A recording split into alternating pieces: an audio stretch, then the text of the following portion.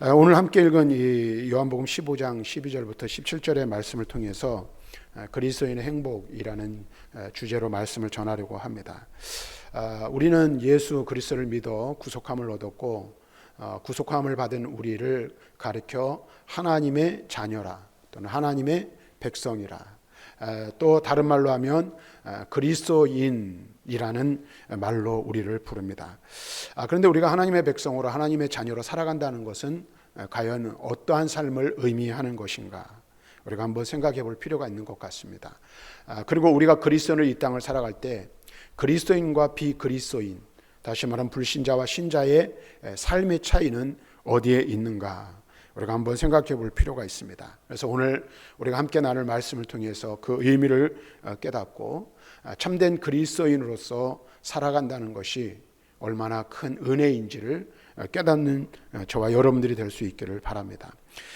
지난 시간에는 우리가 예수 그리스도를 삶의 주인으로 모신 자로서 주님을 본받아 서로 사랑하는 삶을 살아야 한다라는 말씀의 내용을 함께 나누었습니다.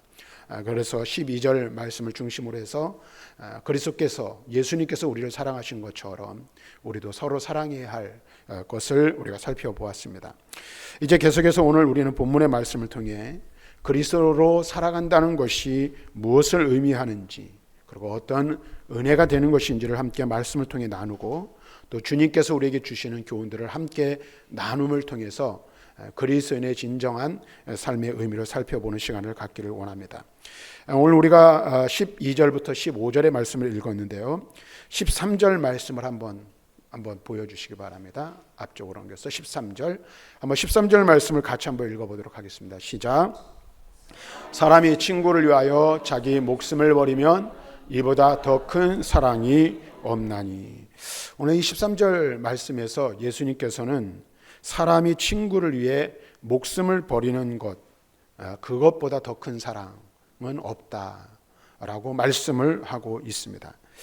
그리고 14절과 15절에서 언급하고 있는 것과 같이 이것은 그 친구라고 부르실 제자들, 또 예수 그리스도로 말미암아 구속함을 받은 하나님의 거룩한 백성, 성도들을 말하고 있는 것입니다.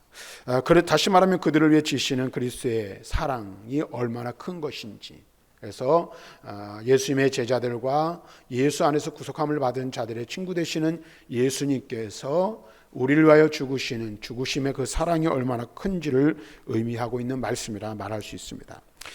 그런데 이 말씀은 그리스도께서 지신 십자가의 의미와 함께 이러한 은혜를 입은 성도들이야말로 이 땅에서 가장 행복한 존재라는 사실을 동시에 선언해 주고 있는 말씀이라 말할 수 있을 것입니다. 왜 그럴까요?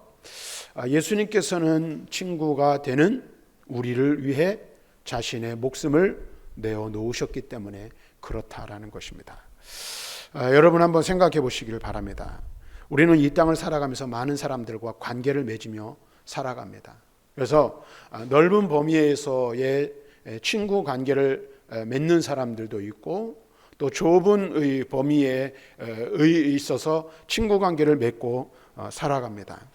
그런데 넓은 의미든 좁은 의미든 우리가 그렇게 많은 이 관계, 사람과의 관계를 맺고 그 중에서 친구라고 불리울 수 있는 그런 사람들을 우리가 소유하고 있는데, 그 가운데서 과연 우리가 그냥 말하는 친구가 아닌 진정한 친구는 과연 몇이나 될까 하는 것입니다.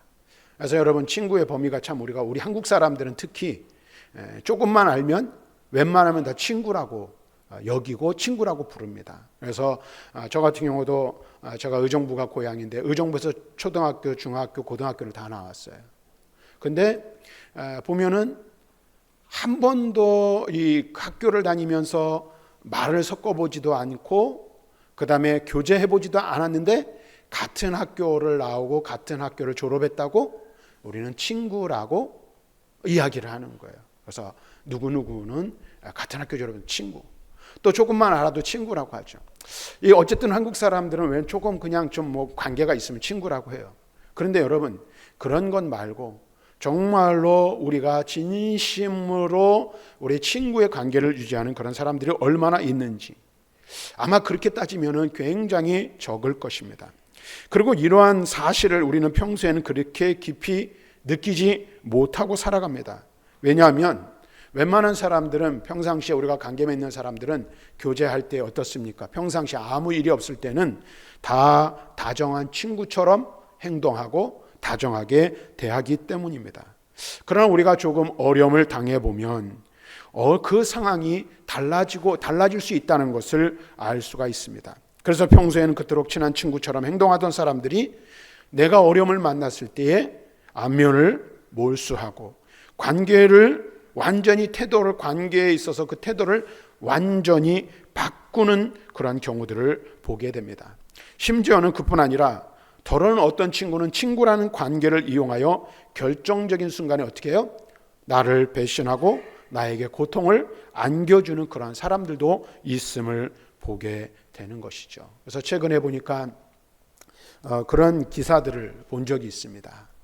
최근에 보면 TV에 자주 나오는 연예인들에 관한 이야기인데 어떤 한 프로에서 연예인들이 나와서 이야기를 하는데 수십억을 사기를 당했다는 거예요. 그런데 그 수십억을 사기를 친 사람이 누구인가? 평상시에 자기와 아주 가까웠던 사람. 예를 들면 몇십 년 같이 생활했던 친구 또는 함께 사업을 했던 매니저들이 그런 일들을 했다는 거예요. 우리가 이런 것들을 보면서 진정한 친구가 어떠한 친구인지를 한번 우리는 생각해 볼 필요를 느끼게 됩니다. 끝까지 나와 함께 있어줄 친구는 과연 누구인가? 라는 질문을 던지며 사람은 끝없는 고독과 외로움에 빠지게 되는 경우들이 있다라는 거예요. 그래서 어떤 사람은 이런 말을 했다고 해요. 서양 격언에 이런 말이 있다고 하죠. 평생 믿고 의지할 친구가 2명만 있어도 그 사람은 행복한 사람이다. 제가 볼 때는 1명만 있어도 그럴 것 같아요. 그래서 내 마음을 터놓고 이야기할 수 있고 내가 정말로 어려울 때 의지하고 기댈 수 있는 그런 친구, 그런 사람이 내 곁에 있다면 그 사람은 제가 볼 때는 성공한 사람이라 이렇게 말할 수 있을 것 같습니다. 자, 그런데 오늘 우리가 읽은 이 말씀을 보면 주님께서는 우리에게 이렇게 말씀하고 계신 거예요. 친구인 너희를 위하여 내가 십자가를 진다. 친구인 너희를 위하여 내가 십자가를 진다라고 주님께서는 말씀하고 계신다라는 거예요. 더군다나 이렇게 말씀하시는 이 분은 어떤 분이십니까? 그건 우리의 가치나 어떤 혹은 이용할 것이 우리에게 있어서 우리에게 이렇게 우리를 대하시는 것이 아니라 무가치하고 아무것도 가진 것 없는 오히려 하나님 앞에서 쓸모없는 자와 같은 우리를 위하여 이와 같은 희생을 치르시겠다라고 말씀하고 있다라는 것입니다. 여러분 한번 보십시오. 우리 자신을 생각해 보십시오. 하나님 앞에서는 우리의 모습이 본래 어떤 자들이었습니까? 바울은 에베소서에서 말하기를 우리는 본질상 진노의 자녀였고 하나님과 원수된 자들이었음을 말씀해 주고 있어요. 그런데 하나님이신 예수님, 하나님의 아들이신 예수님께서 그런 보잘것없는 것뿐 아니라 하나님과 원수되었고 본질상 진노의 자식이었던 우리들을 위하여 오늘 이 세상에 오셨고 우리를 대신하여 십자가에서 죽으셨다라고 말씀하고 있는 것입니다. 그리고 우리를 대신하여 죽으신 그분은 어떤 분이십니까? 우리와 같은 분이 아니십니다. 감히 우리가 쳐다볼 수조차 없는 존귀한 분, 이 세상 만물 가운데 그 누구와도 비교할 수 없는 거룩하신 하나님의 아들이시여 하나님 그분 자체이신 그분이심을 우리에게 말씀하고 있어요. 그분이 우리에게 말씀하시는 거예요. 내가 너희에게 친구가 되어주겠다. 그리고 친구인 내가 너희를 위하여 십자가에서 대신 죽어주시겠다라고 말씀하고 있는 것입니다. 그러니까 여러분 보세요. 내가 어려울 때 내가 정말로 그 어려운 그 상황 가운데서 기대고 내 어려움을 토로하고 마음을 같이 나눌 사람만 있어도 참 좋은데 성공한 인생이라고 말할 수 있는데 우리가 정말로 가치 없고 보잘것없는 나였는데도 불구하고 그러한 나에게 친구가 되어주시고 그러한 나를 위하여 대신 죽어주시겠다는 분이 계신 거예요. 그런 의미에서 볼 때 우리 모든 그리스도인들, 예수 그리스도 안에서 구속함을 얻고 예수 그리스도의 친구가 된 우리는 이 세상에서 그 어떤 사람보다 행복한 행복자라고 말할 수 있을 것입니다. 그래서 저와 여러분들은 행복한 사람들이에요. 믿으십니까? 네, 조금 떨떠름하신 것 같아요. 이게 피부로 와 닿아야 되는데, 그렇죠? 네. 주님이 여러분의 친구가 되어주셨다는 것은 말로 다 할 수 없는 은혜예요. 은혜. 그렇죠? 그리고 그 무엇으로도 얻을 수 없는 정말로 가치 있고 고귀한 보물을 얻은 것, 보화를 얻은 것과 같다라는 거예요. 그래서 우리는 사람으로 인해서 위로를 받기도 하고 사람으로 인해서 상처를 받기도 하잖아요. 그런데 내 곁에 내 마음을 알아주고 내 마음을 헤아려주는 그런 사람이 한 사람이라도 있다면 그 사람 때문에 내 마음의 기쁨이 넘치잖아요. 근데 이 세상 사람 그 누구도 위로해 줄 수 없고 해결해 줄 수 없는 문제를 해결해 주신 분이 계신데 그분이 바로 예수님이시고 그분께서 누가 되신다는 거예요? 나의 친구가 되어 주신다라고 말씀하고 있는 것입니다. 그러므로 사랑하는 성도 여러분, 세상 사람들 가운데 혹 진정한 친구를 발견하지 못했다 할지라도 결코 실망하지 마시길 바랍니다. 속상해하지 마시기를 바랍니다. 왜냐하면 이 세상 사람과는 비교할 수 없는 귀하고도 진실한 친구가 여러분 곁에 계신 줄로 믿습니다. 바로 그분이 예수 그리스도이십니다. 그러므로 우리가 그리스도인이 된다는 것은 가장 행복한 존재가 된다라는 것을 의미하는 거예요. 내가 그리스도인이 된다는 것은 곧 그리스도의 친구가 되는 것이고 그 그리스도께서 내 생명을 살리시기 위하여 나를 대신하여 자신의 생명을 십자가에 내어놓으신 희생을 치르신 그러한 분이기 때문에 그렇다라는 것입니다. 그래서 성경은 우리 그리스도인이 얼마나 행복한 사람인지 이렇게 증거하고 있습니다. 신명기 33장 29절 말씀을 같이 한번 읽어보도록 하겠습니다. 같이 읽습니다. 시작. 이스라엘이여 너는 행복한 사람이로다. 여호와의 구원을 너같이 얻은 백성이 누구냐? 그는 너를 돕는 방패시요 내 영광의 칼이시로다. 내 대적이 내게 복종하리니 내가 그들의 높은 곳을 밟으리로다. 여기 말씀 보니까 뭐라고 말하고 있어요? 이스라엘이여 너는 행복한 사람들이로다. 사람이로다 라고 말하고 있어요. 왜 그렇습니까? 여호와의 구원을 너같이 얻은 백성이 어디 있느냐는 거예요.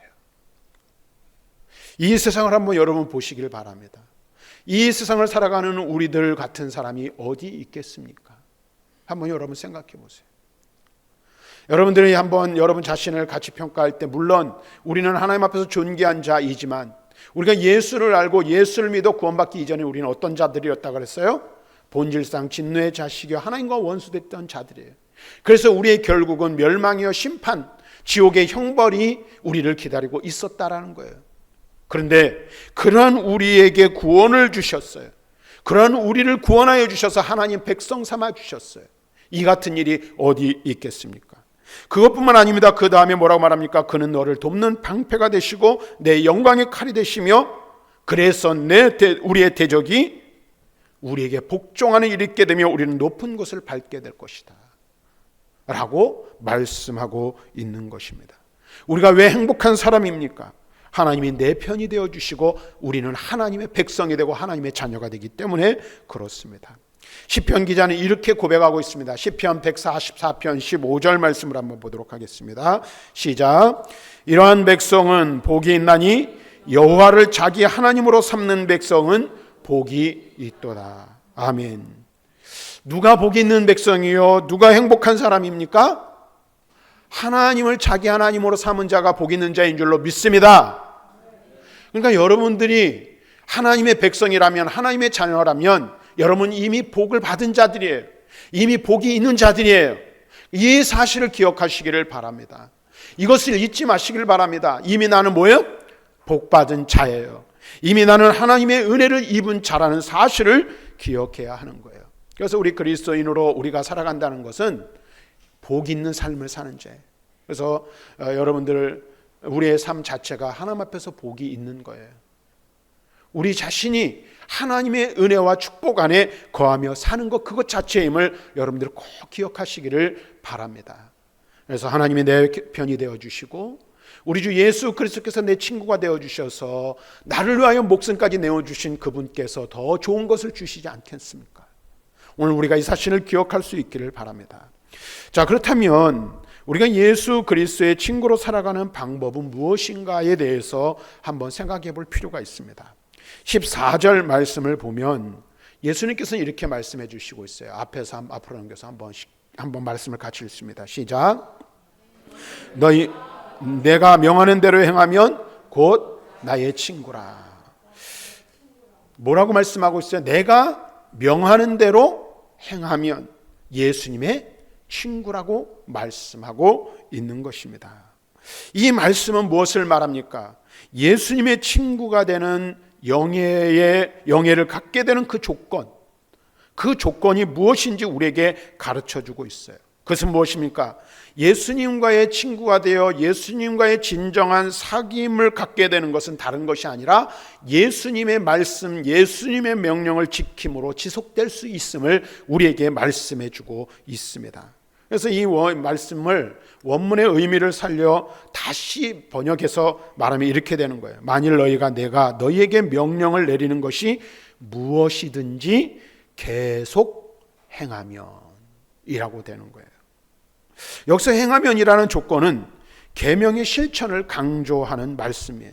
다시 말하면 예수님의 계명에 대한 순종이 곧 예수님의 제자됨과 예수님의 친구됨의 필수적인 조건임을 말씀해 주고 있다라는 거예요.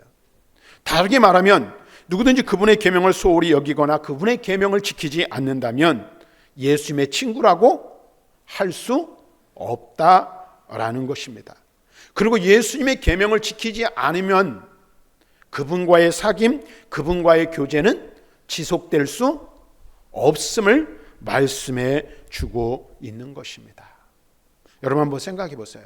앞에서도 한번 잠깐 말씀드렸는데 넓은 의미에서 우리 한국 사람들은 특히 넓은 의미에서 친구들이 참 많아요. 근데 어떤 경우에는 일면식도 없고 관계가 연결되었다라고 친구라고 여기는 거예요. 그러면 여러분 그 친구의 관계가 온전할 수 있을까요? 아니, 그 친구의 관계가 제대로 된 관계라고 말할 수 있을까요? 그럴 수 없다라는 거예요. 친구라면 뭐가 있어야 돼요? 지속적인 사귐, 지속적인 교제가 있어야 하는 거예요. 그것을 통해서 친구의 관계를 유지하게 되는 거예요. 그런 의미에서 예수님과의 진정한 친구의 관계를 지속하기 위해서는 뭐예요? 그분의 명령을 듣고 그분의 명령에 순종하는 삶, 그분의 계명을 지속적으로 지키는 삶이 유지되어야 한다라는 거예요. 다시 말하면 예수님의 이름을 부른다고 해서 모두가 그분의 친구가 되는 것은 결코 아니라는 사실입니다. 그래서 우리가 잘 아는 말씀 마태복음 7장 22절에서 예수님께서 뭐라고 말씀하셨어요? 나더러 주여 주여 하는 자마다 다 천국에 들어갈 것이 아니라고 분명하게 말씀하셨어요.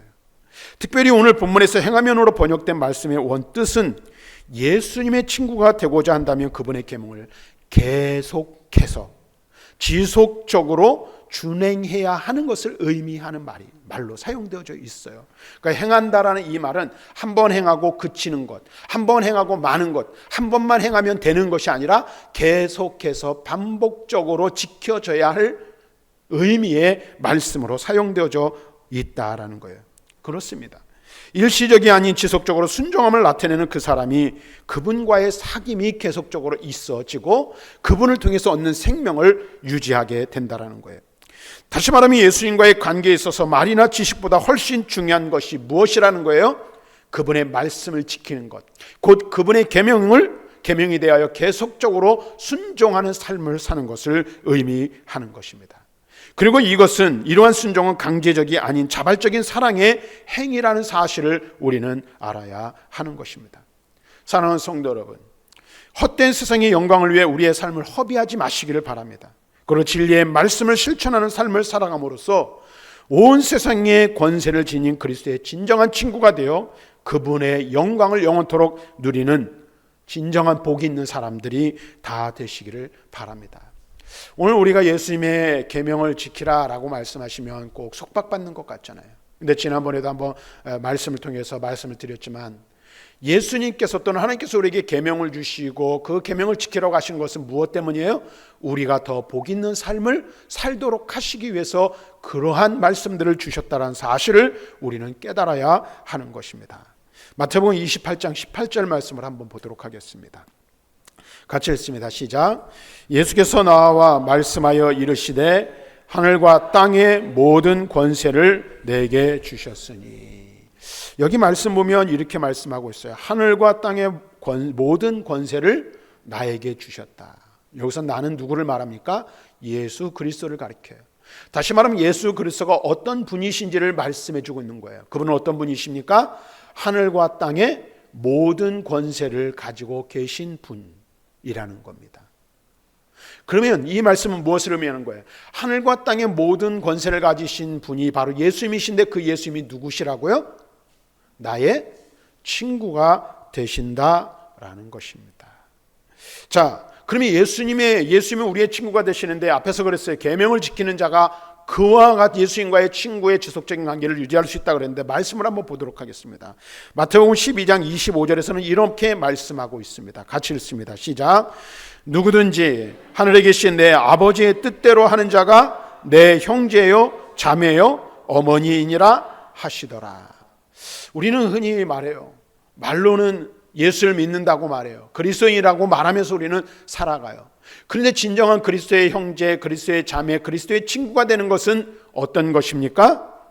하나님 아버지의 뜻, 곧 말씀대로 사는 자가 예수님의 형제요, 자매요, 친구가 되는 것이라고 예수님께서는 말씀하여 주고 있어요. 오늘 저와 여러분들이 예수 믿고 그리스도인들이 다 된 줄로 믿어요. 그러면 그리스도 예수 안에서 그리스도와의 관계를 통해 그리스도와 지속적으로 교제하고 그분으로 말미암는 풍성한 은혜의 삶을 살기 위해서 우리에게 필요한 것이 있다 하면 그것은 무엇이라 생각합니까? 그냥 한번 예수 믿고 구원받으면 천국 가니까 이제 더 이상 아무것도 하지 않아도 되는 것, 그런 것이 아니라는 것을 우리는 분명하게 알아야 합니다. 어떻게 합니까? 매일의 삶을 통하여 말씀을 지키며 행하는 거예요. 하나님의 뜻을 깨달아 하나님의 뜻대로 매일매일의 삶을 살아갈 때에 우리는 진정한 예수님과의 사귐이 있게 되고 예수 안에서 생명의 풍성함의 은혜를 누리며 살 수 있게 되는 줄로 믿습니다. 더 가서는 야고보서도는 이렇게 말하고 있어요. 야고보서 2장 23절에 야고보서에서 이렇게 말합니다. 한번 말씀을 읽어보겠습니다. 시작. 이에 성경에 이른바 아브라함이 하나님의 일을 믿으니 이것을 의로 여기셨다는 말씀이 이루어졌고 그는 하나님의 벗이라 칭함을 받았나니. 벗이 무엇입니까? 친구를 의미하는 것이죠. 아브라함이 하나님의 친구라 칭함을 받을 수 있었던 이유는 무엇입니까? 하나님을 믿었어요. 그리고 우리가 잘 아는 대로 아브라함은 하나님의 말씀에 순종하며 일생을 살았던 믿음의 사람임을 우리는 너무나도 잘 알고 있습니다. 그래서 아브라함은 그 믿음으로 인해서 의롭다 하심을 얻었고 오늘 그 아브라함이 믿음의 조상이 되었음을 우리는 알 수가 있어요. 제가 아주 오래전에 히브리서 11장에 나오는 믿음의 사람들에 대한 설교를 한 적이 있어요. 그래서 히브리서 11장을 설교하면서 한 가지 여러분들이 중요한 것을 이야기한 적이 있어요. 믿음의 삶이란 무엇인가? 그것은 하나님과 친밀하게 지내는 것이다. 믿음이란 다른 것이 아니에요. 믿습니다 한다고 믿어지는 게 아니잖아요. 믿습니다라고 한다고 믿음이 좋아지는 게 아니에요. 그럼 믿음으로 삶을 살아간다는 것은 어떤 것을 의미하는 거예요? 하나님과 친밀하게 지내는 거라고 했어요. 하나님과 친밀하게 지내는 것은 곧 하나님과의 계속적인 교제를 의미하는 거예요. 근데 그 교제가 어떻게 형성이 됩니까? 오늘 예수님의 말씀에 근거하면 내 계명을 지키는 자가, 예수님의 말씀, 하나님의 말씀이 이 성경 말씀을 통하여 우리를 향하시는 하나님의 뜻을 깨닫고 그 뜻대로 순종하며 살아갈 때에 주님께로 더 가까이 더 깊이 나아가게 되고 주님과 더 친밀하게 되어진다는 사실입니다. 그래서 그것을 통해서 우리는 주님과의 관계를 유지할 수 있게 되고 주님으로부터 오는 풍성함의 은혜를 누리며 살아갈 수 있게 된다라는 것입니다. 그래서 15절에서는 예수님께서는 놀라운 선언을 해주시고 계신 것을 볼 수 있어요. 앞으로 넘겨서 15절 한번 같이 읽어보겠습니다. 시작. 이제부터는 너희를 종이라 하지 아니하리니 종은 주인이 하는 것들을 알지 못함이라. 너희를 친구라 하였노니 내가 내 아버지께 들은 것을 다 너희에게 알게 하였음이라. 여러분 잘 들으세요. 예수님께서 우리와 친구가 되어 주셨어요. 그리고 친구인 우리를 위하여 목숨을 내어 주셨어요. 그리고 예수님과의 온전한 친구의 관계를 유지하기 위해서 우리에게 필요한 것은 무엇입니까? 예수님의 말씀을 듣고 그 말씀에 순종하며 사는 거예요. 그러면 예수님과의 깊은 사귐이 있게 되는 거예요. 근데 15절은 예수님께서 놀라운 말씀을 해주시고 계세요. 뭐라고 말씀하시냐면 이렇게 말해요. 이제부터는, 다시 화면을 보여주세요. 이제부터는 너희를 뭐라고 부르지 않겠다? 아니하리라? 종이라 하지 않겠다. 왜 그럴까요? 종은 주인이 하는 것을 알지 못하기 때문이에요. 이제부터 예수님께서는 오늘 이 말씀을 듣고 있는 당사자인 제자들에게 말씀하시는 거예요. 너희를 다시는 종이라 하지 않겠다. 그리고 친구라고 부르겠다라고 말씀하시는 거예요. 이미 우리가 알고 있듯이 이전까지 예수님과의 제자들의 관계는 어떤 관계였어요? 주종 관계였어요. 예수님은 제자들에게 있어서 섬김의 대상이었어요. 그리고 우리에게도 마찬가지죠. 그분은 전능하신 하나님이요 하나님의 아들이셨습니다.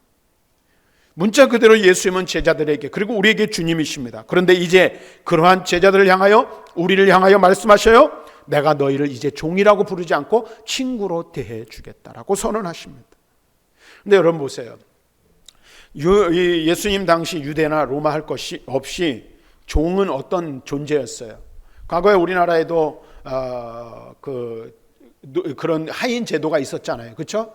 근데 여러분 보세요. 보통 이 종이라면 일종의 살아있는 도구예요. 도구에 지나지 않았어요. 그래서 매우 비참한 존재가 바로 종이었습니다. 종은 단지 주인의 소유물 중에 하나인데 살아 움직여서 일하는 도구, 사용되는 도구로 여겨졌다라는 거예요. 그래서 살아있으나 행동의 자유가 없었어요. 주인의 명령에 아무 이유도 달 수 없었고 그저 주인의 말이라면 복종하고 순응해야만 하는 존재가 종이었다라는 거예요.